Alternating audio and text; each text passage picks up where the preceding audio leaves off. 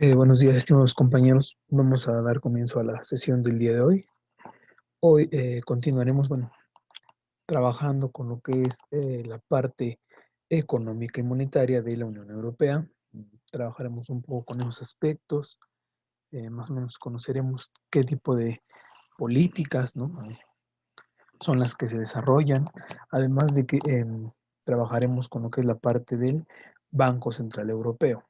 Y digo, vamos a trabajar con la parte del Banco Central Europeo, ya que como ustedes saben es la máxima autoridad monetaria, ¿no? Entonces, bueno, es muy importante pues hablar un poco de esto, hacer algunos antecedentes, ¿no? En este caso, por ejemplo, el antecedente de lo que es la unión monetaria como la conocemos hasta el día de hoy, tiene que ver con el plan Werner, que es el plan que da origen a esta parte de la unión monetaria. ¿Esto en qué año está? En el 69 están los primeros indicios de una integración, ¿no? Así como a nivel mundial hubo el acuerdo de Bretton Woods, ¿no? En el 71, la parte europea 2 años antes tuvo su plan Werner, como yo les mencionaba.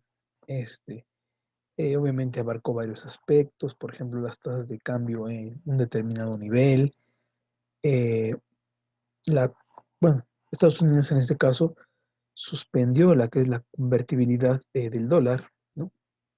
Para evitar que su dólar fuera desplazado por esa moneda que la zona de la Unión Europea quería implementar, ¿vale? Entonces, bueno, pero vamos a ver que este plan Werner fracasa, ¿no? En 1973, o sea, 4 años después de su eh, de su creación.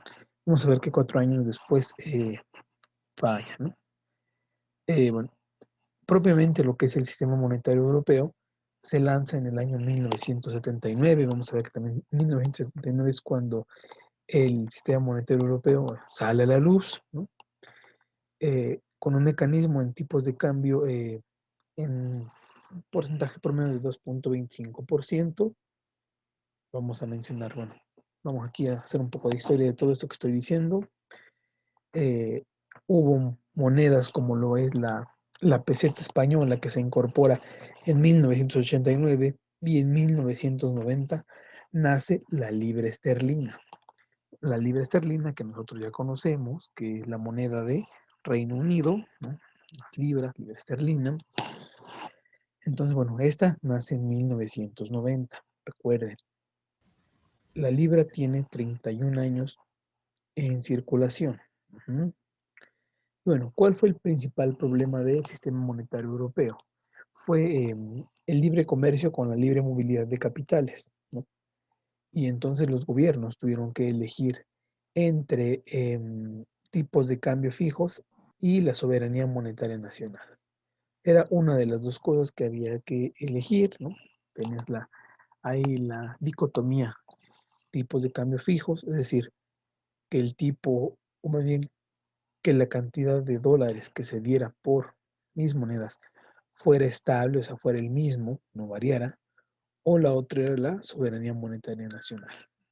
Entonces, bueno, esto se consagra en lo que es el Tratado de Maastricht.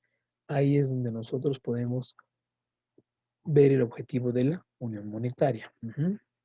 Y bueno, el sistema monetario europeo, el sistema monetario económico, perdón, europeo, decae en el año 1993, ¿no? Que fue cuando se da la unificación alemana, y el principal problema fue las elevadas o los altos tipos de interés, ¿no? Ese fue el principal problema que presentó. Ujú. Algunos de los criterios para el Tratado de Maastricht que yo les mencioné era la cuestión de la inflación.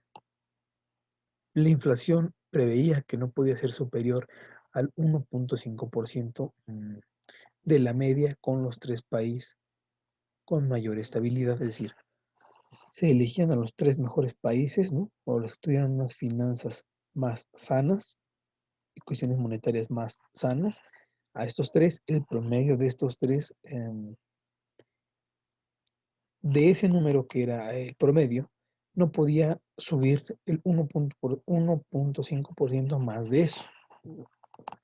Era casi un sistema fijo. Lo que es el déficit público no podía ser mayor al 3% del PIB. La deuda pública no podía ser superior al 60% del PIB. Básicamente, bueno, y la devaluación, también la devaluación, que no podía haber devaluación, también fue otro factor que influyó en esa parte bueno, del Tratado de Maastricht, ¿no? Que les decía yo que contemplan estos aspectos económicos que ustedes ya vieron en alguna etapa, ¿no?, de su formación y que, bueno, ya saben de qué trata esto, ¿vale? Entonces, bueno, voy a pasar rápidamente lista para que comencemos. Está Judith.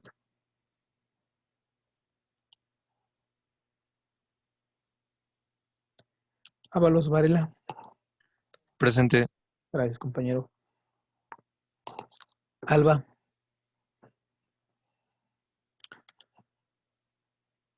Giselle.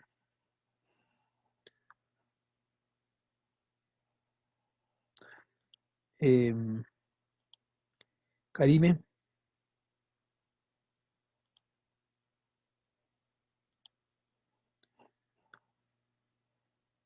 Monse.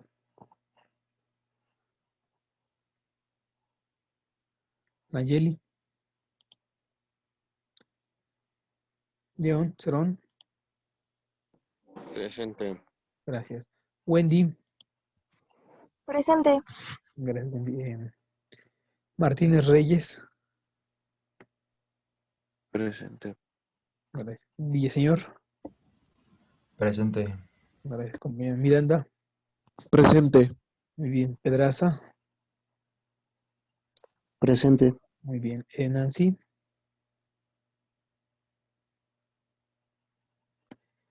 Armando. Presente. Muy bien. Rivero. Presente. Muy bien. Geraldine. Presente. Muy bien, gracias. Orland. Presente. Muy bien, compañero. Idres. Presente. Muy bien. Bueno, pues continuamos entonces. Ya pasamos lista. Entonces, bueno. Bueno, permíteme nomás. Es que me dicen en el chat que sí estaba, pero no puedo contestar. Listo. Bueno, pues vamos a seguir. Dicho esto que yo les estoy mencionando, ¿no?, de las políticas económicas que la nación europea llevó a cabo en lo que es el tipo de cambio, o sea, no nos vamos a meter muy a fondo en los mecanismos de tipo de cambio que utilizó, ¿no? Porque, bueno, para poder comprender mejor esto, tendríamos que pues hacer un contexto económico, ¿no? Y ahorita no es el objetivo, solamente les estoy mencionando cuáles son aquellos fenómenos que, bueno, tuvieron mucho que ver en esta parte, ¿no?, económica, y cómo fueron influyendo, ¿no? Por ejemplo, algo muy importante es la estabilización de precios, ¿no? O la estabilidad de precios, como también se le llama, eh, ya que, bueno, había que buscar las políticas que sirvieran para estos objetivos, ¿no? Y bueno, dentro de la estructura económica se buscaba el, el fundamento de una economía con mercado abierto y libre competencia. Es muy importante, o sea, no se buscaba que fuera una economía proteccionista, no, sino por el contrario, que fuera una economía abierta y sobre todo con libre competencia, es decir, que el mercado no se controlaba a solo una cantidad de estos, ¿no? Y si les digo libre competencia, por default debemos entender que se buscaba la ausencia de monopolios. ¿Por qué? Porque el monopolio, pues, es un agente preponderante, es un agente que en un mercado a veces es, bueno, más bien es ineficiente, fijador de precios, ¿no? Entonces, eso era lo que no se no se permitía. Entonces, también se buscaba la asignación eficiente de los recursos disponibles sobre todo, ¿no? Básicamente. Bueno, que las actividades fueran sostenibles también, eso era muy, muy importante, un conjunto de actividades sostenibles. Ahora, en esos años, ¿qué países participaban en la moneda única? Tenemos que era lo que es Bélgica, Alemania, Grecia, eh, España, Francia, Luxemburgo, Italia, los Países Bajos, Austria, Portugal y Finlandia, ¿no? Esos eran los que participaban, ¿no? Dentro de lo que es la Unión Económica. Los que no participaban era lo que es la República Checa, Dinamarca, Estonia, por ejemplo, Chipre tampoco estaba, lo que es Letonia, Lituania, Hungría, Polonia, Eslovenia, Eslovaquia, Suiza y Reino Unido, ¿no? Ellos no eran participantes de esto, solamente los primeros 12 que yo les mencioné. Ellos sí participaban, ¿sale? Entonces, bueno, eso también es importante que ustedes, pues, bueno, sepan qué países sí tenían, bueno, participación, ¿no? Activa. Ahora, bueno, voy a poner tantito, voy a dejar de compartir esto para, lo mejor lo voy a escribir porque si no, no puedo llevar una secuencia más exacta de lo que estoy diciendo. Entonces, bueno, voy a ponerlo aquí, de la cuestión monetaria. Unión monetaria. Y en esta cuestión específica sería la cuestión del eurosistema. Entonces, bueno, dentro de la Unión Monetaria, el eurosistema tenía ciertas funciones básicas. ¿Cuáles eran ellas? Bueno, la primera era la cuestión de definir y ejecutar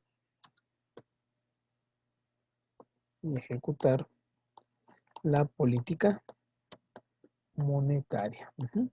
Definir, o sea, decir cuál iba a ser y ejecutarla. Ejecutarla es llevarla a cabo. Luego tenemos lo que es realizar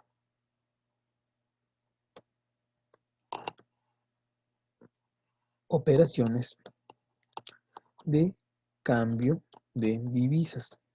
Eso se le llama convertibilidad, ¿sale? Convertibilidad. Ok, bueno, ese era el segundo objetivo. Luego otro era poseer y resguardar, o sea, cuidar las reservas oficiales, ¿no? Las reservas oficiales de los estados miembros. Ahora, las reservas oficiales o reservas federales también se les llama fondos soberanos. Fondos soberanos. En la literatura también lo podemos encontrar como los fondos soberanos. Cuando ustedes, por ejemplo, busquen las reservas de México también se les llama Reserva Federal, Reservas de México o fondos soberanos, que es el otro nombre que también recibe, ¿vale? Entonces, bueno, eso es importante decirlo. Continuamos. Entonces, otra función que tiene es la cuestión de promover el buen funcionamiento de los sistemas de pago. Otro objetivo, otro es contribuir a la buena gestión de las políticas públicas. La buena gestión de las políticas públicas. ¿Para qué? Para que en el ámbito de su competencia, ¿no?, cumplirán con su objetivo primordial. Supervisar lo que es los créditos ¿no? Con el fin de evitar, por ejemplo, lo que es la usura, ¿no? Ese era otro objetivo que tenían. Bueno, no lo puse aquí, pero también se entiende que es ese otro objetivo, la estabilidad del sistema financiero. Estabilidad del sistema financiero. No puse aquí lo de control de precios. ¿Por qué? Porque el control de precios como tal es la política monetaria, ¿no? Ya aplicada. Sería esto. En este caso, sería el control de precios, ¿no? Es un ejemplo de política monetaria. Por ejemplo, de sistema financiero sería las tasas de interés, por ejemplo. Y así, ¿no? Entonces, bueno, dentro de las funciones del eurosistema tenemos bueno, a estas funciones, ¿no? Que yo espero que ustedes vayan tomando nota de estas para que, bueno, las registren. ¿Sale? Entonces, bueno, podemos continuar, yo creo, ¿no? Entonces, voy a dejar de compartir aquí. Y ahora sí voy a compartir lo que estaba viendo hace ratito. Bien, dentro de las autoridades financieras, la más importante, decía yo, es el Banco Central Europeo. Es la más importante de las autoridades financieras en Europa. Así como aquí nosotros en México tenemos el Banco de México, Banjico, ¿no? Como se le dice. En la Unión Europea tenemos también lo que es el Banco Central. Ahora yo les pregunto a ustedes, compañeros, aquí en México el banco primordial es el Banco de México, el Banco Central.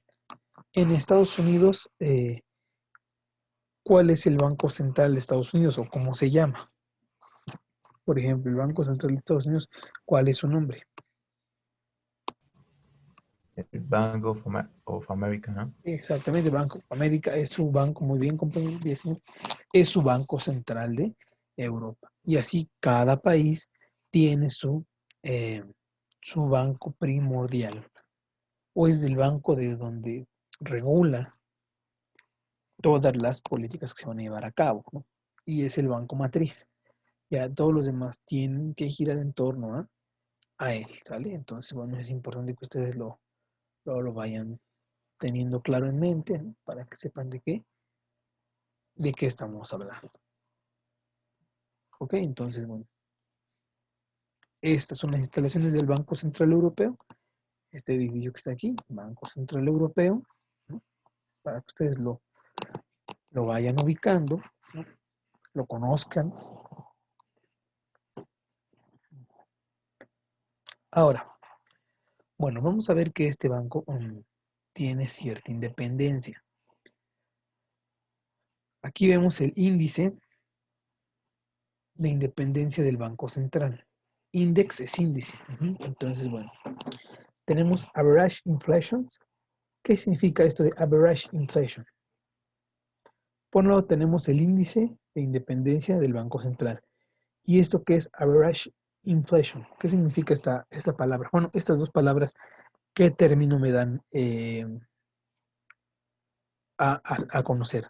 Average inflation. A ver, díganme, compañeros, ¿a qué se refiere estas dos palabras? ¿O cómo se traducirían? Compañeros, ¿cómo se traducirían estas dos palabras? Average inflation. ¿Qué significa? Díganme ustedes que son gente que lleva inglés. Es el promedio de la inflación. Muy bien, bien, señor. Promedio de la inflación, inflación media, muy bien. El promedio de la inflación contra el índice de independencia del Banco Central. Tenemos estos dos, bueno, en el eje de la Y, el promedio y en el otro el índice. Entonces, bueno, vemos los diferentes bancos, ¿no? Bueno, lo que es España, lo que es Nueva Zelanda, Italia, Reino Unido, Australia, Francia, Noruega y Suecia, perdón, Suiza, Dinamarca, Japón, Canadá, ¿no? Bélgica, Estados Unidos, lo que es Suiza y Alemania, ¿no? Entonces, bueno, si hacemos una comparativa entre la inflación promedio, entonces vamos a ver que, por ejemplo, un banco entre menos independiente sea, su inflación va a ser más alta. Entre mayor independencia tenga, su inflación va a ser menor. Y bueno, y esto es lógico. ¿Por qué? Porque es autónomo en la toma de decisiones. Si, por ejemplo, un banco está sometido a un conjunto de políticas que no son aptas para ese país, pues obviamente la va a padecer en lo que es el tipo de cambio, va a padecer en lo que es la cuestión de los, de la inflación, o más bien el control de los precios, también va a ser otro fenómeno que va a interferir. Y en este caso, por ejemplo, podemos ver que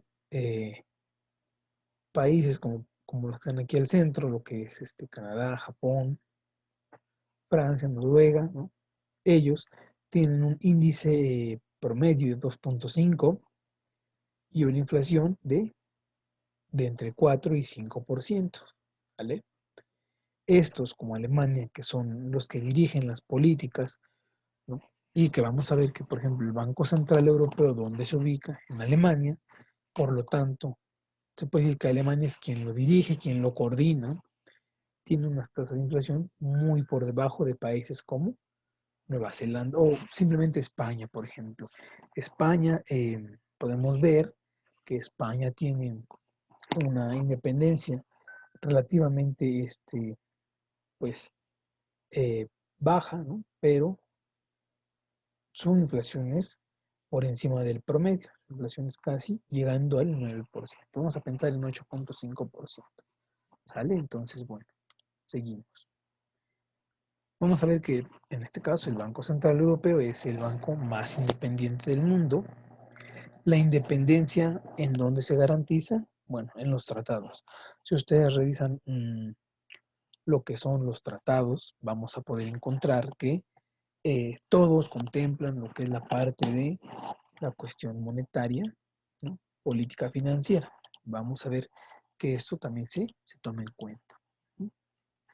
Ahora, por ser un banco independiente, por ende, tiene poca supervisión por las instituciones. O sea, no está siendo monitoreado en todo momento. Entonces, por favor, tomen nota de esto para que avancemos.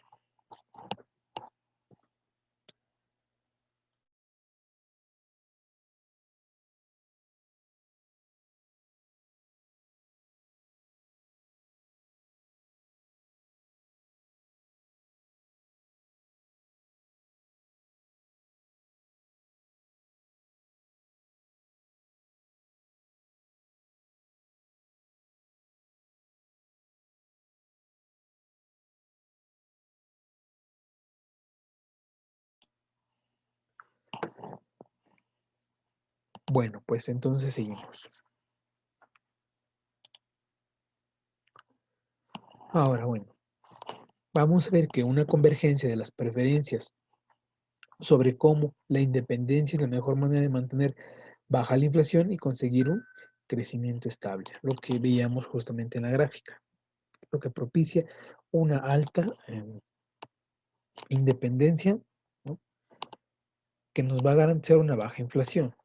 Esto lo podemos ver en la práctica, por ejemplo, cuando en la Unión Europea tenían un banco central, bueno, tienen su banco central, y por ejemplo Grecia. Grecia no era independiente, Grecia dependía de la Unión Monetaria, ¿no?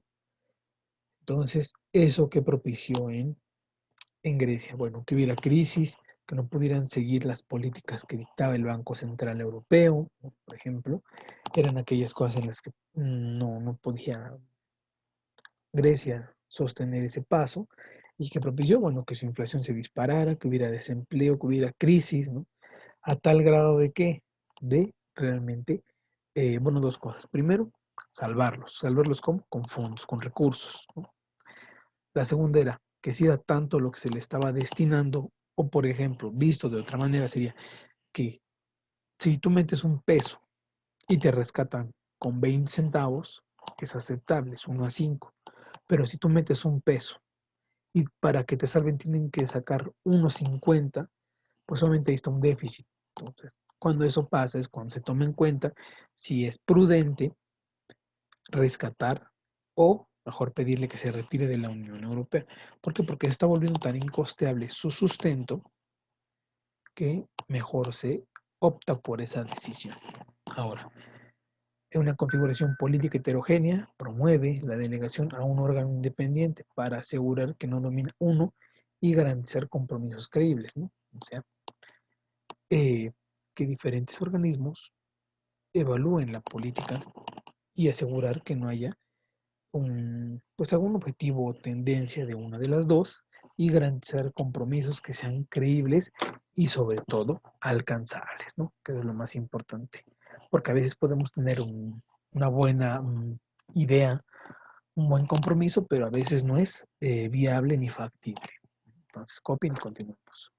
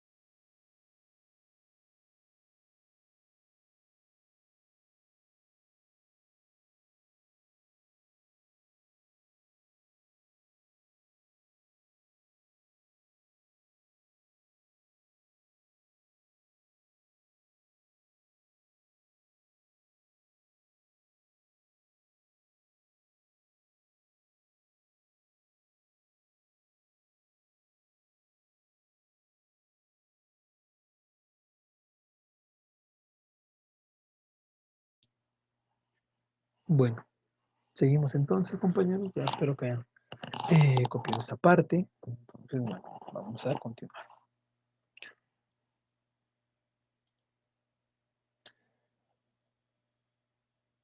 A ver, compañeros, ustedes que son gente que lleva nivel de inglés.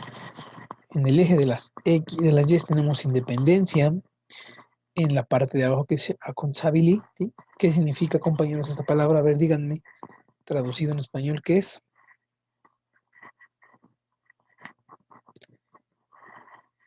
¿Y qué significan cada una de las palabras que están dentro de la gráfica? ACB, ¿qué significa? Bundesbank, ¿qué es? Y Federal Reserve, ¿qué es, compañeros? Díganme, ¿qué significa cada una de estas palabras? Compañeros, no los escucho. ¿Qué significa? El Federal Bundesbank, Reserve, pues es Reserva Federal, ¿no? Ok, muy bien. Luego, a ver, señor, ¿qué va a decirnos usted? Muy el bien. Bundesbank es creo el Banco Central de Alemania, ¿no? Ok, a ver, ¿y SEB qué es?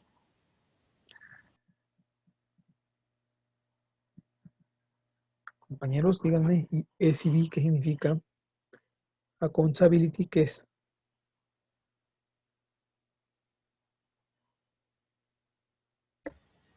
El ACB es el Banco Central de Europa, Ok, es European Central Europe Bank. Ok, muy bien. Central Bank.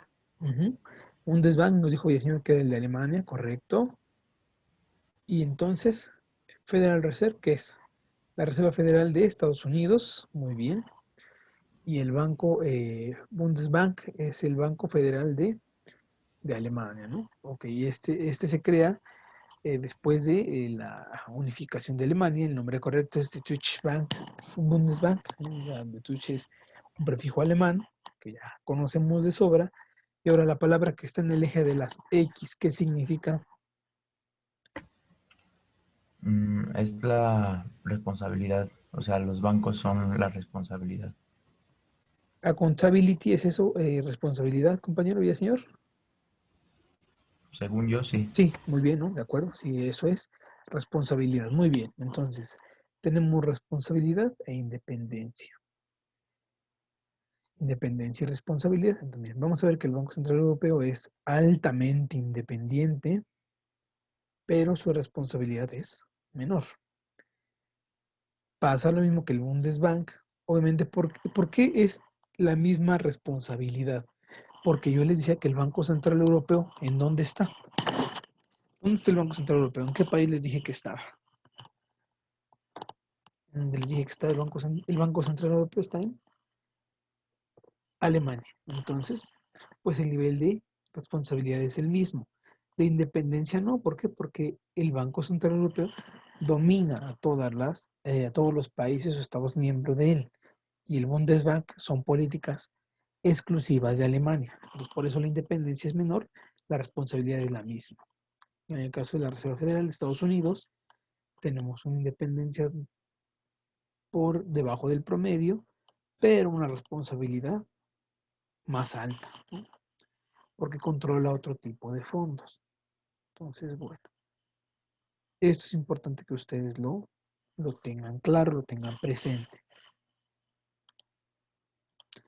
Seguimos. Bueno, viendo un poco de la historia bueno, de aquí surge, vamos a ver que la función del Banco Central Europeo es gestionar el euro. El euro es la moneda primordial de Europa. Y bueno, obviamente el euro, si uno gestiona el euro, es decir, si el tipo de cambio del euro, ¿no?, o la devaluación que el euro tenga lo mantiene uno a salvo, provocará una estabilidad de precios, ¿no? O sea, evitaremos la inflación y llevaremos adelante la política económica y monetaria que se tiene prevista. ¿Quién es el presidente? Es Mario Draghi. Sus estados miembros es el presidente y el vicepresidente del Banco Central Europeo y los gobernadores de los bancos centrales nacionales de todos los países de la Unión Europea. En este caso, por ejemplo, cada banco central, ustedes saben que tiene su gobernador. ¿Y por qué el Banco Central tiene su gobernador? Porque el Banco Central es autónomo e independiente de la política de un país. En el caso, por ejemplo, de México, el Banco de México es autónomo de la política del gobierno, de quien esté al cargo de cualquier partido político. El objetivo esencial del Banco Central es que quien esté al frente sea una persona que conduzca bien la economía, no importando si sea del color azul, verde, guinda, de cualquier color que sea. Tiene que ser una persona que no tenga tendencias o preferencias. Solamente debe hacer lo que pide la economía. No debe de quedar bien con nadie, ¿no? Entonces, ese es el objetivo. ¿En qué año se crea? En 1998, en Frankfurt, Alemania. Por favor, tomen nota para que sigamos. 2 minutos, por favor, y seguimos.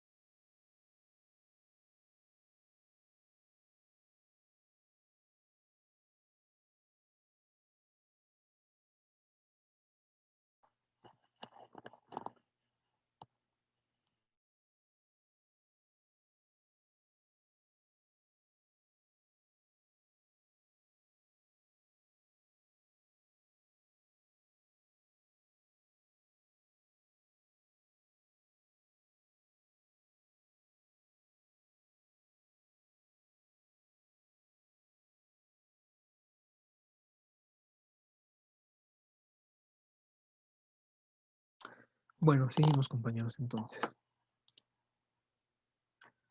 Ahora, si revisamos su línea del tiempo, ¿no? O más bien cronológicamente, cómo fue evolucionando, o sea, lo que yo hice al principio, timeline, vamos a ver que en el 73 está lo que es la fundación, ¿no?, de cooperación monetaria de Europa, europea. En el 1973, en 1979 tenemos European Exchange Rate Mechanism. Entonces, ¿qué significa eso en español, compañeros? ¿Me lo pueden traducir? A ver qué significa Exchange Rate. Compañeros, a ver, díganme, ¿qué significa esto?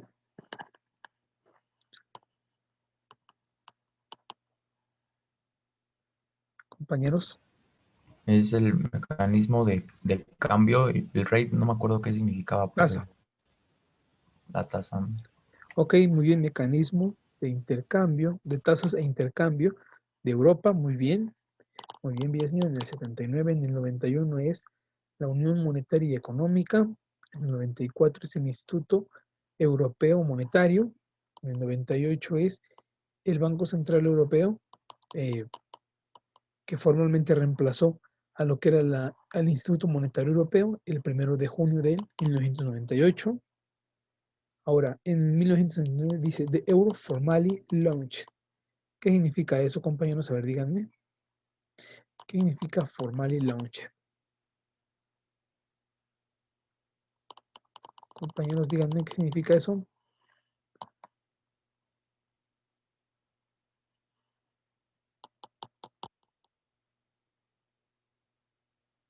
Formally launched, ¿qué significa?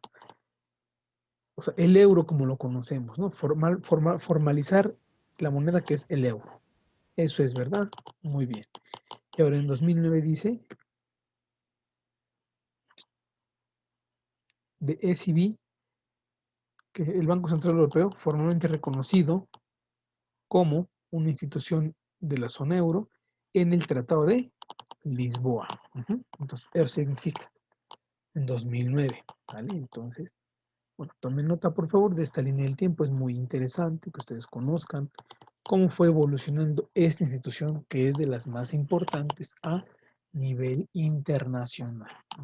Por favor, tomen nota para que sigamos.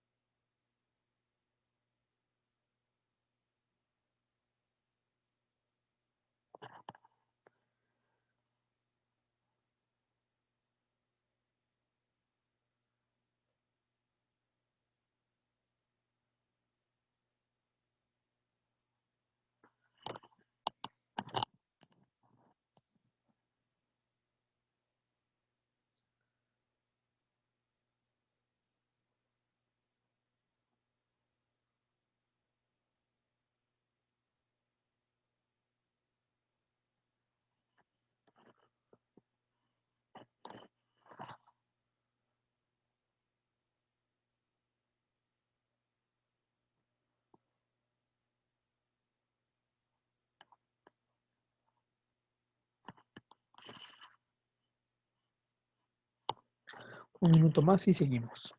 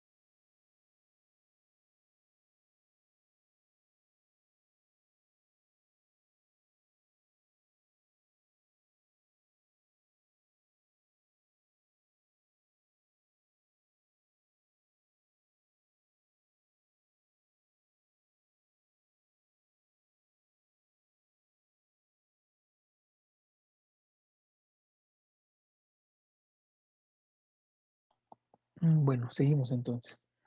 ¿Listo? Bueno, ahora, ¿qué hace actualmente el Banco Central Europeo? Bueno, define y ejecuta la política monetaria de la zona euro, realiza operaciones de divisas, es decir, de intercambio de divisas, ¿no?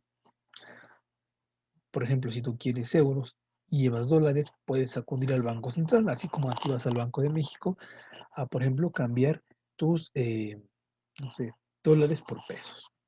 Bueno, poseer y gestionar las reservas oficiales de divisas de los países miembros de la zona del euro, la llamada gestión de carteras, ¿no?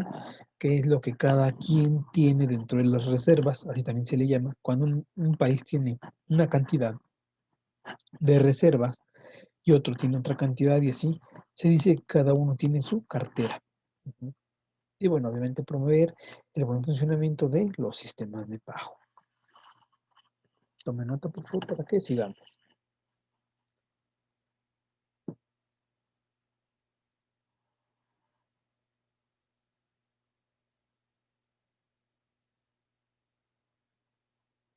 Pregunta, compañeros, ¿a qué se refieren los sistemas de pago?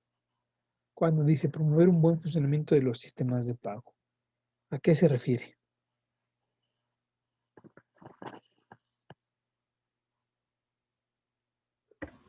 A que todos los países tengan como, mm, no sé, denominación solamente un tipo de cambio de moneda, todo eso. Correcto, sí, que tengan denominación o un tipo de cambio de moneda, eso es correcto. También, aunado a eso, podemos decir que el buen funcionamiento de los sistemas de pago, en un sentido estricto, es muy estricto, si nosotros consultáramos lo que es el Banco de Pagos Internacionales o BIP, como también se le llama, ¿no? O en inglés es BIS, porque bueno, es Bank for International Settlements, ¿no? Así es como se traduce, bueno, es los medios a través de los cuales se transfieren fondos entre los bancos. Es decir, si yo hago un SPAY de, por ejemplo, de mi banco, vamos a pensar que soy Santander, con alguien de ustedes que sea Bancomer, ¿no? Esos mecanismos de que yo de un banco diferente te transfiera a ti, pero se triangula a través del Banco de México, porque así es como funciona. Aquí pasa lo mismo, si tú mandas de un banco a otro, pasa por el Banco Central Europeo, esa triangulación es el sistema de pago. ¿Por qué se hace la triangulación?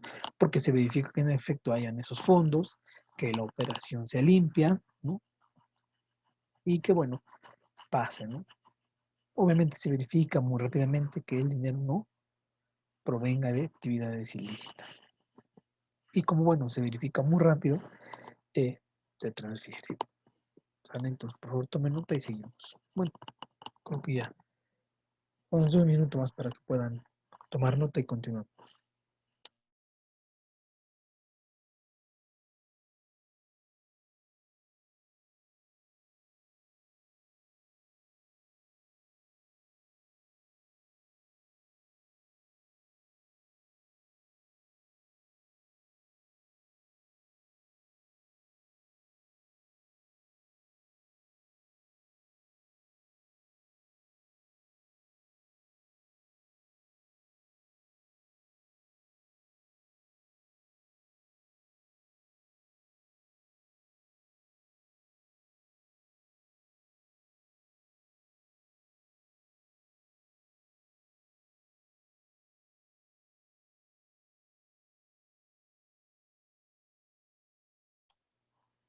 Bueno, seguimos. A ver, otras funciones es muy importante. La emisión de billetes y monedas, elaboración de estadísticas, cooperación internacional y contribución a la supervisión y estabilidad financiera. Esto es muy importante.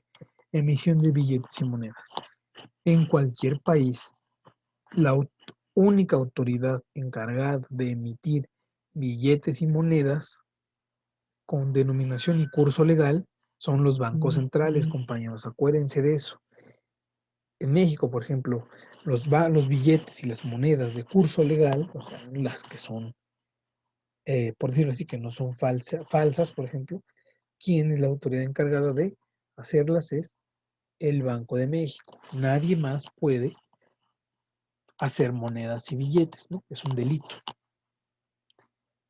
Por otro lado, dentro de la emisión de billetes ¿creen ustedes que haya alguna ventaja para el banco que sea la persona que emite los billetes? ¿Creen que gane algo el banco por emitir billetes o no gana nada? Sí, debería de llevarse algún porcentaje. Exactamente, muy bien. ¿Y ese porcentaje cómo se llama? ¿Comisión? Bueno, es una comisión, pero tiene un nombre bien específico, que es lo que ganan por producir, o sea, el derecho por producir. Ujú. Y es una fuente de ingresos muy importante para los bancos centrales.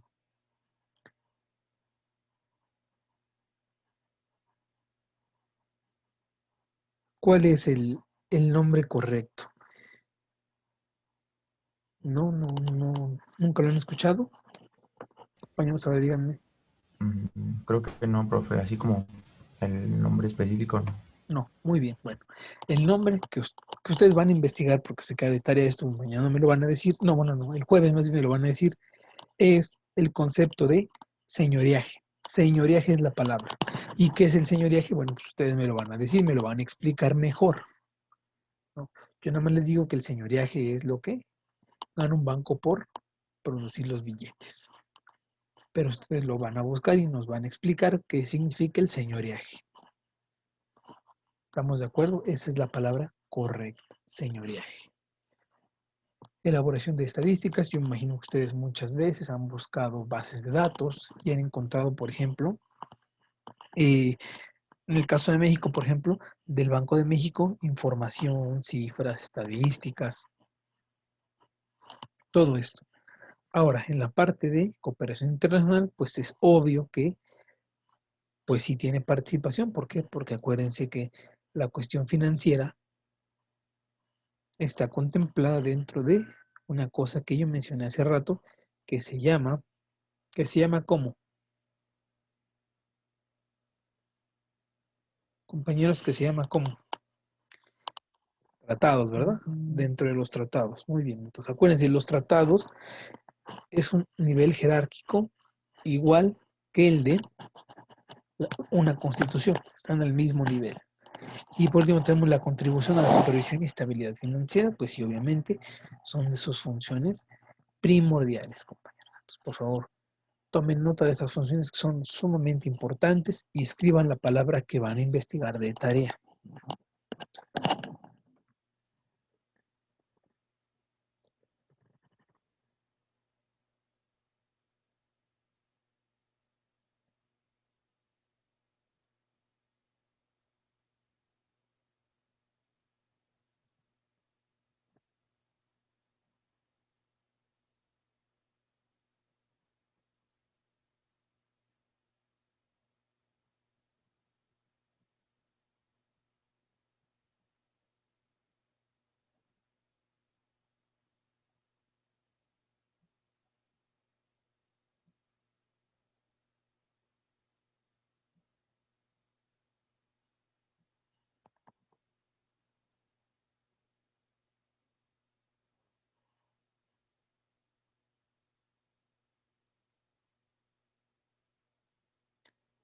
Bueno, seguimos entonces. Ahora, dentro de la Unión Europea tenemos 28 miembros, pero de estos 28, solamente 19 tienen como moneda oficial el euro. Los demás tienen su moneda propia, ¿no? Entonces, bueno, esta cantidad es importante que ustedes la conozcan. Ujú.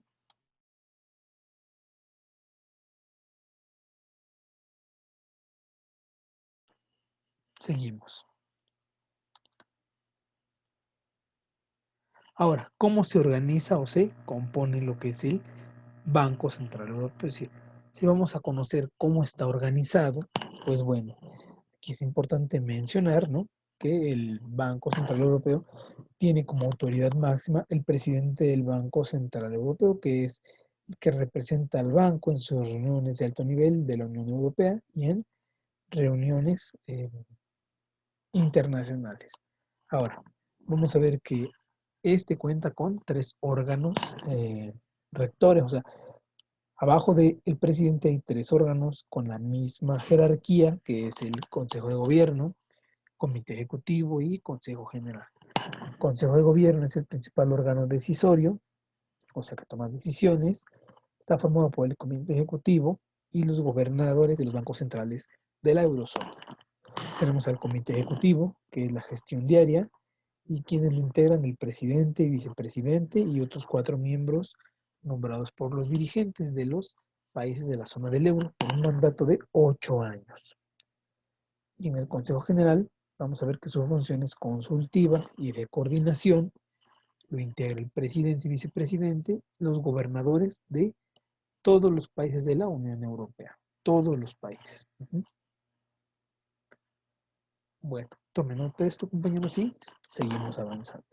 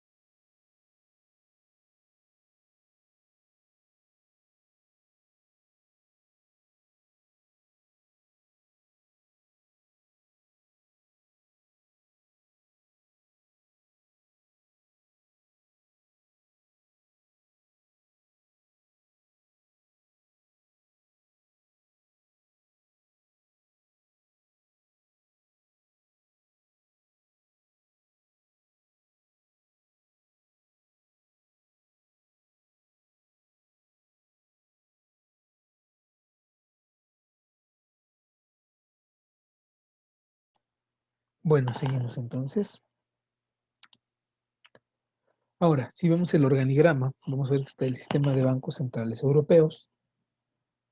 De este lado tenemos el Consejo General. Aquí algunos bancos también importantes, el Banco de Inglaterra, por ejemplo, aquí está, el Banco de Dinamarca, etcétera, ¿no? Bueno, tenemos el Consejo de Gobierno, los bancos centrales nacionales, y aquí están algunos de estos, ¿no? De España, por ejemplo, de Irlanda, de Italia, de Portugal, etcétera, de los Países Bajos, de Grecia. Y tenemos al Comité Ejecutivo, vicepresidente, presidente, vicepresidente y los 4 vocales que yo les mencioné. Así es como está organizado, ¿sale? Entonces, es la manera en cómo se compone. Dentro del contexto institucional del Banco Central Europeo, vamos a ver que tiene 4 pilares. Es decir, si lo dijéramos en otros términos, sería sus objetivos fundamentales de la Unión Económica Monetaria son estabilidad de precios, o sea, evitar la inflación, independencia, prohibición de financiación monetaria, es decir, aquellos que se financien podrán hacerlo, pero bajo un cierto porcentaje, y las cláusulas de corresponsabilidad financiera, ¿no? Obviamente aquí no se dice, pero está implícito en alguna de estas el equilibrio en la balanza de pagos, es decir, que se priorice que las exportaciones sean mayores a las importaciones, ¿no? Balanza positiva o superavitaria. Es uno de los objetivos primordiales, compañeros. Entonces, bueno, tome nota para que podamos seguir.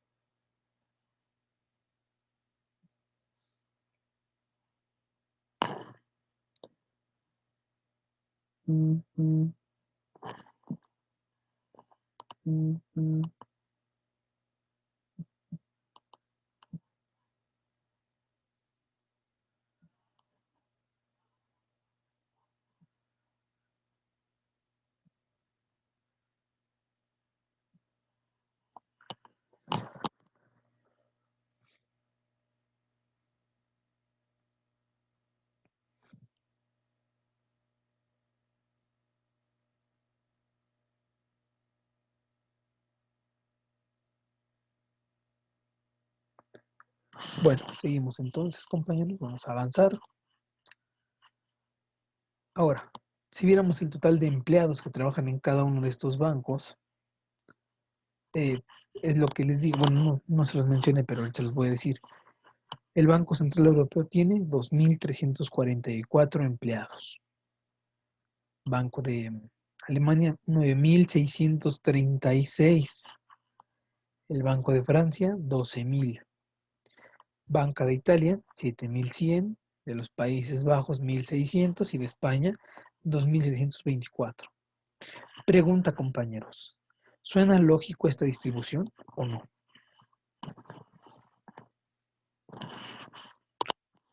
Compañeros, ¿suena lógica esa distribución o no?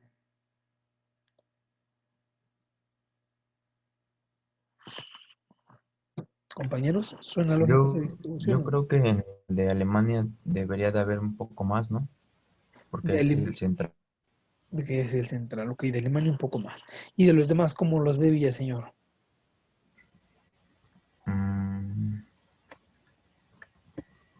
pues,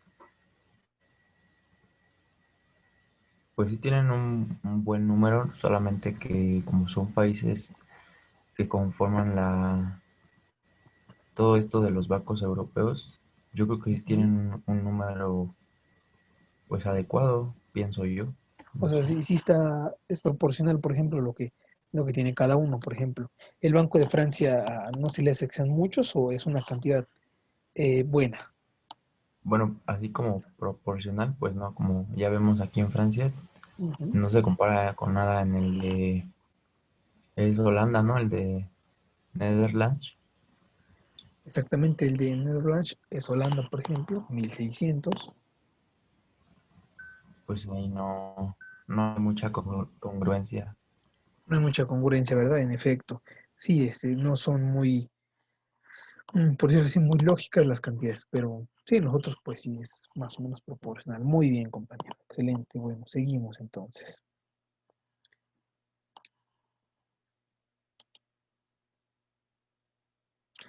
Direcciones generales en el Banco Central Europeo. Quiere decir esto. ¿Vale? Es la abreviatura.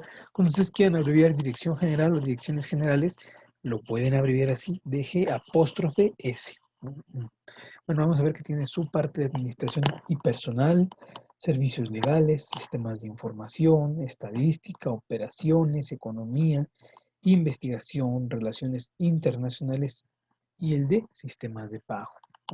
Son sus direcciones generales. Por favor, tomen nota y seguimos.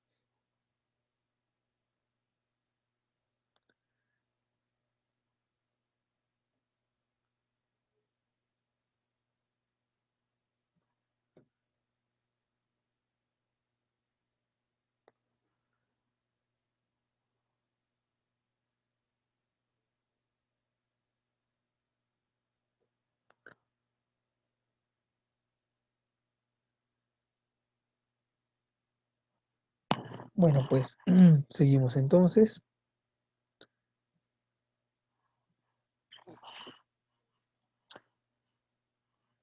Ahora, de acuerdo a el artículo 27 de lo que es el Banco Central Europeo, vamos a ver que su objetivo es mantener, otra vez hago énfasis en lo que es el sistema de precios, la estabilidad de precios, porque hago mucho énfasis. Porque bueno, ustedes recordarán, bueno, no sé si les digo a ustedes, creo que no les di esa materia, ¿no? Pero les decía yo que existen dos principios que están peleados entre sí. Una es la inflación y cuál es el otro fenómeno que está peleado con la inflación. O sea, si combato uno, agrando al otro. Si combato al otro, agrando el primero. Entonces, ¿cuáles son esos dos problemas que están muy relacionados con la inflación y cuál más? Creo que se los mencioné algunas veces. Les dije, estos dos fenómenos chocan entre sí. Y yo les dije, ¿cuál es más grave? Más bien, para un país hacia el exterior, ¿cuál es el que más importa? Eso les dije. Entonces, si es la estabilidad de precios, que es la inflación, por un lado, por el otro, ¿cuál sería? A ver, recuerden, hagan memoria, que les dije que estaba peleado con la inflación. Que les dije, si combaten la inflación, tienen que con este otro. A ver, díganme, ¿qué fue eso que les dije? Las tasas de interés. Las tasas de interés, ok. ¿Qué otra cosa les mencioné? Que les dije que estaba súper peleadísimo con lo que es la inflación, que les dije, esto está peleado con la inflación. ¿Qué era? A ver, díganme. Que dije es el otro factor que choca con lo que es la inflación, compañeros. A ver qué es. Los CETES. Los CETES, a ver. Díganme qué otra cosa podría ser este peleadísimo. ¿Se acuerdan del fenómeno del desempleo? Compañeros, ¿se acuerdan del desempleo? Sí, profe. Ok, muy bien. Entonces, bueno, el desempleo está peleado con la estabilidad de precios, con la inflación. ¿Por qué? Bueno, voy a explicarlo. Voy a dejar esto aquí y voy a abrir Paint. ¿Por qué les decía yo que estaban peleados estos dos factores? Si se acuerdan que se los mencioné, ya se acordaron que les dije que por un lado teníamos inflación y por el otro lado teníamos el desempleo. ¿Cuál es uno y cuál es otro? Bueno, por el lado de la inflación tenemos, ¿no? ¿Me pueden decir qué es la inflación, compañeros? ¿A qué se refiere la palabra inflación?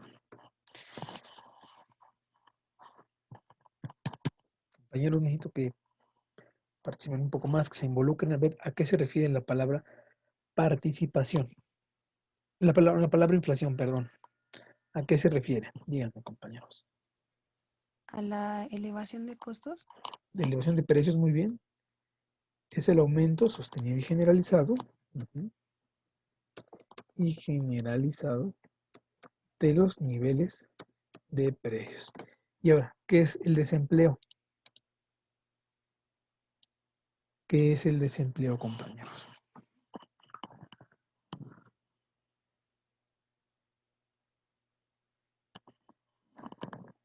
¿Es la situación en qué?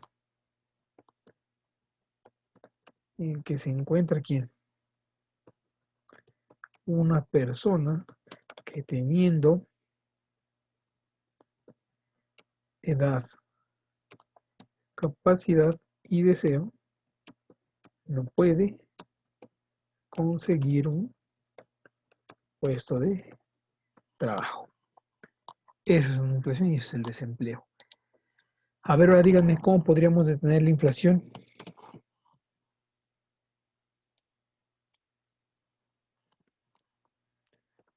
Retirando circulante de la economía. Al decir circulante me refiero a dinero, ¿verdad? Ok. Y díganme dos maneras o tres de retirar circulante de la economía. A ver, díganme yo de qué manera a ustedes les puedo quitar su dinero. O cómo puedo hacer para que ustedes no gasten su dinero. ¿De qué manera puedo evitar que ustedes gasten el dinero? A ver, díganme. Compañeros.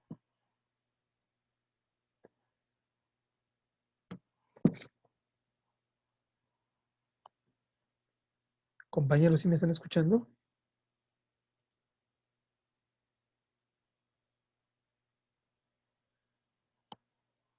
Compañeros, ¿me escuchan? Sí, profe. Ok, entonces díganme, ¿de qué manera puedo retirar el dinero de la economía? A ver, díganme, ¿de qué forma?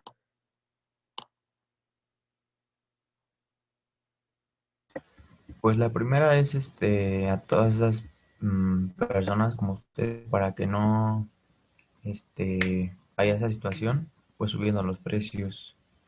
Ok, entonces, pero bueno, vamos a pensar que está la inflación. Entonces yo quiero detener la cantidad de dinero circulante en la economía. ¿Qué tengo que darte yo a ti para que tú ya no estés gastándote el dinero? ¿De qué manera disminuyo el consumo, por decirlo así? ¿De qué manera disminuyo el consumo, compañeros? A ver, díganme. O yo cómo evito que ustedes se gasten el dinero. ¿De qué manera?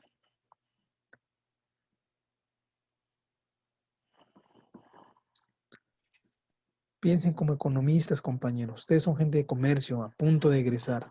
Entonces tienen que tener ese sentido ya muy desarrollado. ¿De qué manera puedo yo retirar ese dinero circulante? ¿De qué manera? ¿O cómo hago que tu dinero lo destines ya no al consumo, sino a otra actividad? ¿Cómo le hago?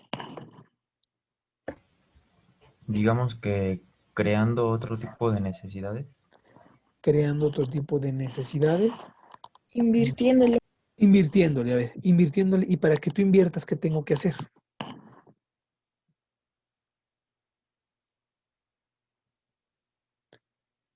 ¿Qué tengo que hacer para que ustedes inviertan, compañeros? A ver, Generar digan. oportunidades atractivas de inversión. Ok, ¿y cómo genero oportunidades atractivas de inversión? ¿Cómo genero oportunidades atractivas de inversión? ¿De qué manera los convenzo? Pues obviamente donde su dinero no se vea afectado, cosa que no tenga pérdidas, sino Ok, sea, ajá, o sea, que esté seguro, que sepa que esté seguro ahí su dinero. ok, ¿y cómo puedo garantizarte eso? ¿De qué manera? ¿De qué manera puedo hacerte atractivo, mejor que inviertas, a que te lo gastes? ¿De qué manera? Compañeros, ¿de qué manera puedo hacer que para ti sea más atractivo ahorrar que gastártelo? A ver, ¿de qué manera? Pues creo yo que siempre tiene que haber un plus o un beneficio de parte de esas instituciones. A lo mejor te dicen, no, pues mete aquí tu dinero o es mejor ahorrar y nosotros, no sé, pues casi casi te compensamos, ¿no? Ok, ¿y cómo hago eso? ¿De qué forma? Exactamente, ese es el objetivo. ¿De qué manera?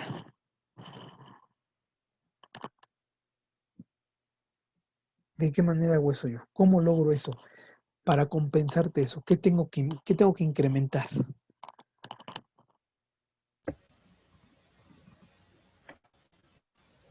Vamos bien, señor, ya la tiene usted. A ver, dígame, ¿de qué manera, qué tengo que incrementar? Pues se tienen que incrementar todo lo que los demás personas, pues consumen, o sea, las deudas. No, sí, pero lo que usted había dicho, o sea, ya estaba ahí cerca, de que me tienen que dar un plus para yo invertir. Ok, ¿cómo se le llama ese plus? ¿Incrementar qué? ¿Cómo se le llama eso? Las ganancias. Sí, pero ¿cómo se llama eso que me dan en el banco para incrementar mis ganancias? ¿Cómo se le llama?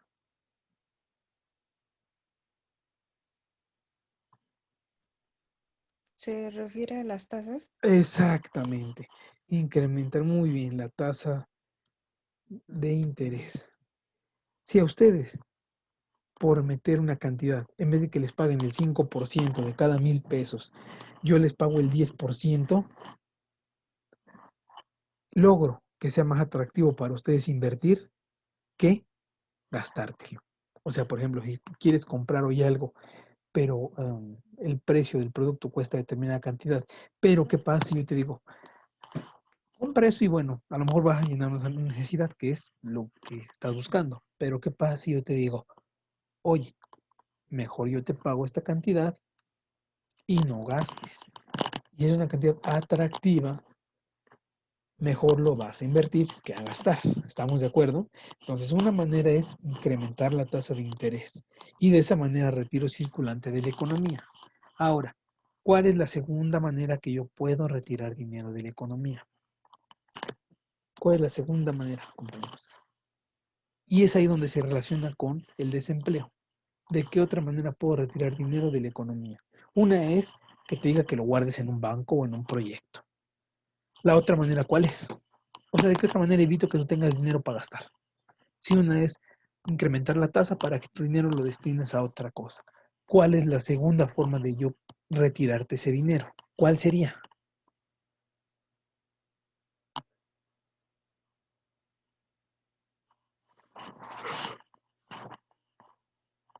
Compañeros, ¿cuál sería la otra forma de yo retirar el circulante?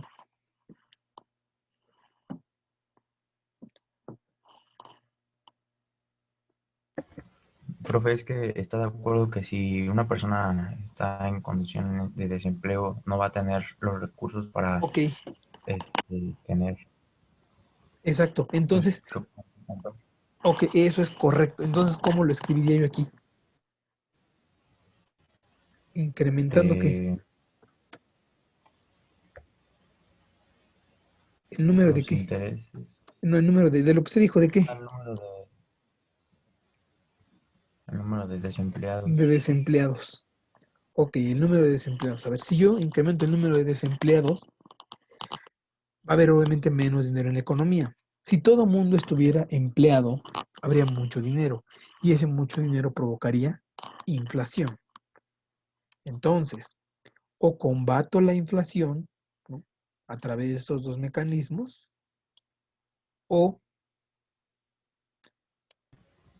si creo empleos, ahora qué pasaría lo contrario. ¿Qué pasa si yo incremento el número de empleados? ¿Qué pasa con la inflación? Profe, antes de que continúe, o sea que el desempleo, digamos que por una parte es bueno, o sea, que equilibra las cosas. Es que, bueno, es lamentable y doloroso, pero es la única solución que el sistema, es de la única o la más importante solución que tiene el sistema para evitar la inflación, ¿no? ¿Por qué? Porque si todo el mundo tuviera empleo, más bien, eh, la inflación se dispararía. Entonces, de esa manera, si yo incremento el desempleo, bajo la inflación. Bajo la inflación. Por esto que ya les expliqué. ¿Estamos de acuerdo, Villaseñor? ¿Sí queda claro esa parte? No, ok, sí, profe. Y ahora, ¿qué pasa si yo, por ejemplo, le digo, vamos a bajar el desempleo? Si es una relación inversa la que está sucediendo aquí, yo le digo, a ver, bajemos el desempleo. ¿Qué me va a pasar a mi inflación? Va a subir. Va a subir. Muy bien. Entonces, lo que les decía yo, por eso están peleadas una y la otra. Y por eso hago tanto énfasis en la estabilidad de precios. Tengo que encontrar un, un promedio, tengo que encontrar un justo medio, por decirlo así, entre las tasas de interés y el desempleo, porque de esa manera ajusto mi inflación, que es mi estabilidad de precio. Entonces puedo echar mano de estas dos herramientas, pero obviamente, ¿de cuál es más fácil echar mano? Pues del desempleo. Es más fácil despedir gente que aunque incrementar las tasas de interés. Entonces, pero de esa manera puedo yo lograr los objetivos. Por eso el desempleo y la inflación están peleados. O sea, combato una o combato otra, pero no las dos. Y un país hacia el exterior, o te hablo yo a ti como empresario. A ver, si tú eres un empresario y quieres ir a un país a producir, vamos a pensar que tú produces, no sé, autos y necesitas componentes, llantas, espejos, pintura, todo eso. ¿En dónde invertirías? ¿En un país que hay desempleo o en un país que hay inflación? ¿En dónde invertirías? Compañeros, a ver, díganme, ¿dónde invertirían ustedes en esa situación? En ese esquema, ¿dónde inviertes? ¿En donde hay desempleo o donde hay inflación? En donde hay inflación. Porque, a ver, ¿por qué inviertes donde hay inflación? Eso es correcto. ¿Por qué, por qué vas a invertir? Bueno, me dijiste que donde hay inflación vas a invertir, Villaseñor, ¿así dijiste o fue al revés? Sí, sí, en donde hay inflación es donde voy a invertir. ¿Y por qué vas a invertir donde hay inflación? Pues porque como vimos aquí, o sea, si no hay, si baja el desempleo, hay más inflación, quiere decir que hay más personas empleadas en ese lugar y este, Y a ver, por lo que yo puedo entender, pues hay más ujú, posibilidades de que haya personas que pues se interesen, ni modo que eh, invierta en un país donde no hay quien tenga los recursos para lo que yo necesito o yo quiero. ok, pero ahora velo del otro lado, velo como empresario. ¿Tú invertirías en un país donde hay inflación, donde el incremento de las materias primas va a ser constante? O sea, por ejemplo, donde tú compres, no sé, tus espejos, tus llantas, tu pintura, y tenga incrementos, tú invertirías ahí, además de que en ese lugar los precios son más altos y por ende los salarios tienen que ser más altos porque porque no hay desempleo. ¿O preferirías invertir en un lugar donde el precio de las materias primas sea bajo y donde haya mucha mano de obra disponible a la cual le puedas castigar el precio de costo de la mano de obra? ¿En dónde invertirías? Bueno, ya en esos términos, pues sí sería en donde hay un desempleo, porque me convendría. Y así es como lo ven los empresarios. Así como te lo estoy planteando es donde lo ven. ¿Dónde voy a invertir? Donde haya mayor desempleo, porque obviamente mis salarios van a ser menores y la inflación presente en ese lugar obviamente va a ser menor. O sea, va a haber más estabilidad de precios, que es el objetivo que estábamos, hable y hable y hable. Entonces voy a invertir aquí. ¿Estamos de acuerdo? ¿Quedó claro ahora sí la idea? Sí, profe. Perfecto, muy bien. Entonces voy a dejar de compartir esto y voy a seguir con la presentación que estaba. Pero bueno, era importante mencionarlo. Ahí está. Seguimos. Ahora, lo que les decía yo, ¿qué es el ratio? El ratio de inflación, ahí tiene doble C, está mal, pero es ratio. Perdón, es inflación con una sola C. Es la banda permitida para incrementar la inflación, es decir, del promedio, la inflación no debe estar por encima del 1.5%, es decir, si la tasa de inflación promedio es del 4%, ¿hasta cuánto es lo máximo permitido? Si es del 4% y dice que no debe ser superior al 1.5% de la media. Entonces, lo máximo es hasta el 5.5%. Si tengo 4% de inflación. Si tengo 4.5% de inflación, puedo llegar hasta 6 y de ahí no me puedo pasar. Hay que aplicar las medidas que ya les dije hace ratito.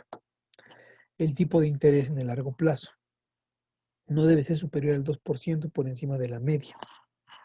Es decir, si el banco está pagando un promedio, el banco, por ejemplo, de Alemania, de Italia, por ejemplo, de los Países Bajos, paga de interés el 8%, no puede haber una tasa por encima del 10, o sea, que es el 8 más el 2, 10. No puede haber una tasa del 11 o del 10.5, no. ¿Por qué? Porque hay estipulado muy claro las políticas. El déficit del gobierno, ¿no? El déficit del presupuesto de un gobierno no puede ser superior al 3% del PIB. Es decir, lo que yo ocupo como gasto público, como gasto para mis instituciones, mi personal, mi burocracia, no debe ser mayor al 3% del PIB. En el caso, por ejemplo, de México, si el PIB es de 1.000 millones de dólares, ¿cuál es el 3% de 1.000? Compañeros, ¿cuál es el 3% de 1.000? Compañeros, ¿cuál es el 3? 30, ¿no? 30. Ok, serían 30 millones de dólares, por ejemplo. No puedo superar, o más mi déficit no puede ser por encima de eso. Y mi deuda pública no puede ser del 60%, es decir, no puedo deber más de la mitad del PIB. ¿Por qué? Porque eso es la llamada deuda externa, como se le conoce. Entonces no puede ser mayor al PIB. ¿Por qué? Porque se volvería impagable. ¿Estamos de acuerdo? Son las pautas que marca la Unión Europea. Aquí está lo que les decía yo del Tratado de Maastricht, lo que les mencionaba, que todos apuntalan a un solo objetivo, el Tratado de Maastricht, unificar la economía de Europa. ¿Vale? Y la tasa de inflación anual, aquí está la tasa de inflación anual. Había países como, por ejemplo, que están en color verde, Italia, ¿no? Andaba en el 85 por el 30% de inflación. Entonces buscó que se unificara entre el 5 y el 10. Pero el promedio está por abajo del 5. Ya vieron, entre 0 y 5 está la tasa de inflación promedio. Ese es el objetivo de Maastricht, unificar las políticas. Hasta que esto llegara a ser una línea recta, para que todos estuvieran en sintonía. Es el objetivo, les decía yo, primordial. Ahora, el programa europeo central, ¿no? Es medidas correctivas, aumento de los mecanismos de ejecución, flexibilidad en la corrección del déficit. En 2013 hay una medida que se llama el Six-Pack o Two-Pack, que es encaminadas a mejorar el seguimiento y la aplicación de las reglas y aplicar castigos a aquellos que las rompen, ¿no? De la cuestión económica. Ahora, respecto al pacto fiscal, o sea, al pago de impuestos, vamos a ver que se busca que la recaudación sea superior al 0.5% del PIB anual, ¿no? Mecanismos de corrección automático, el presupuesto equilibrado, que es lo que exigen los tratados, ¿no? Mundialmente. Entonces, bueno, seguimos. Aquí están los países que incumplieron en lo que fueron los criterios de Maastricht o del Tratado de Maastricht. Tenemos, por ejemplo, a Finlandia y Luxemburgo, que fueron los únicos que nunca incumplieron. O sea, ellos siempre fueron constantes. Aquellos que fallaron mucho fue, por ejemplo, Bélgica, Grecia. Bueno, Grecia es muy obvio por todo lo que pasó de Grecia y la crisis de Grecia. Fue el que incluso más falló de todos, ¿no? En su déficit y en su deuda. Algunos fallaron en la déficit, otros en la deuda, por ejemplo, pero el que sí fue crítico su caso fue Grecia. Desde que entró, desde el 2000 hasta el 2010, presentó fallos en todo. Entonces, por eso provocan su salida. ¿Se acuerdan ustedes que hace como 3 años se votaba por si Grecia salía o Grecia se quedaba? ¿Se acuerdan? Entonces fue por esto, porque no cumplió lo del déficit y lo de la deuda. Ahora, algunos instrumentos de política monetaria del Banco Central Europeo. Principales instrumentos, tenemos operaciones de mercado abierto, herramientas importantes para manejar las tasas de interés, el mercado líquido, ¿no? Y señales de política. Algunas otras es mantener el mínimo de reservas, es decir, proveer de estabilidad del dinero, del mercado de dinero y la tasa de interés, ¿no? Eso era otros instrumentos o bueno, sí, sus herramientas sobre todo.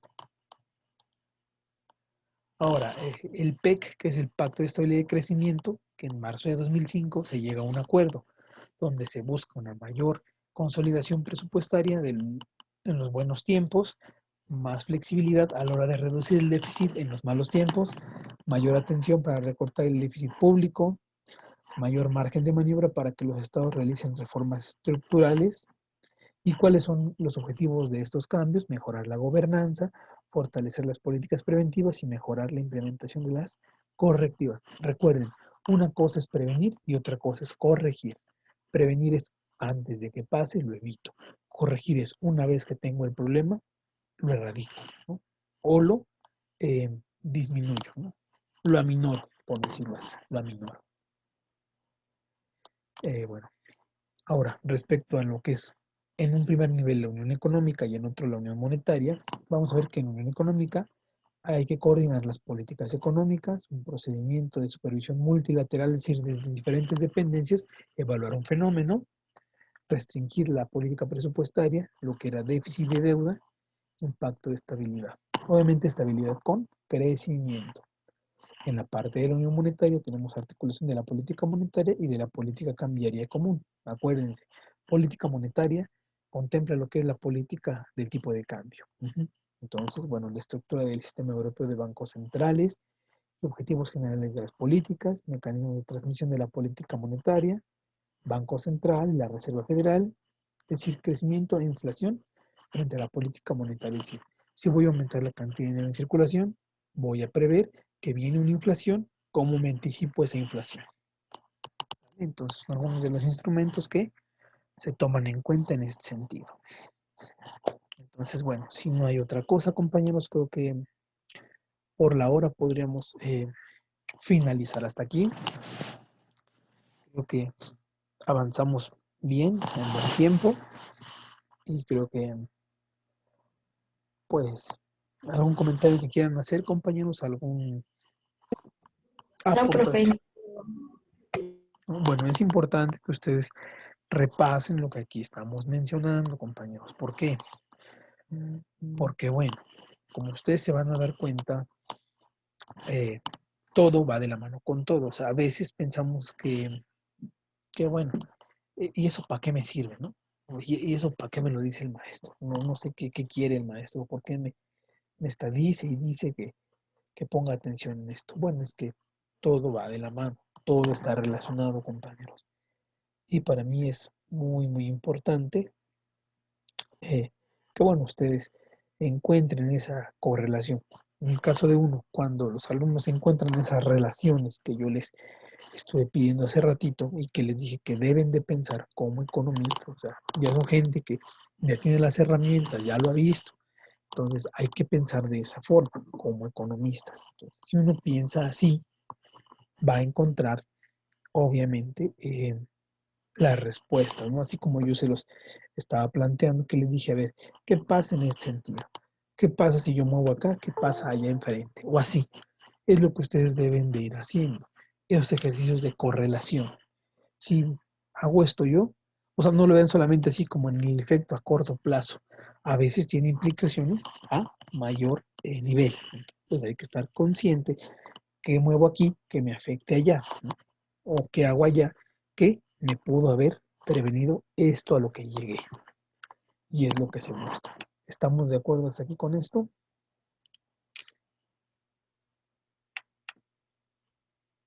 Si no hay ninguna otra duda, compañeros, pues nos vemos el día jueves.